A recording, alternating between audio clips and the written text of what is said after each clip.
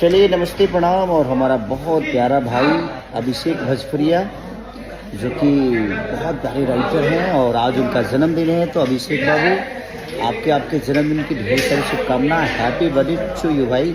Love you. माँ शारदे आपको ऐसे ही आगे बढ़ाती रहे, मेरी शुभकामना और विशेष आपके साथ है। और आपके साथ साथ पूरे भोजपुरी समाज की तरफ से आपको आपके जन्मदिन की ढेर सारी शुभकामनाएं। हेलो नमस्ते, मैं हूं नीलम गिरी और अभिषेक भोजपुरिया जी आपको जन्मदिन की हार्दिक शुभकामनाएं। Wishing you a very happy birthday, stay blessed और आप ऐसे ही हंसते मुस्कुराते रहिए। चलिए नमस्ते प्रणाम। और हमारे कृष्णा विदर्दी जी के सुपुत्र केशव बाबू का जन्मदिन है। तो केशव बाबू आपके जन्मदिन की ढेर सारी शुभकामनाएं। Happy birthday to you.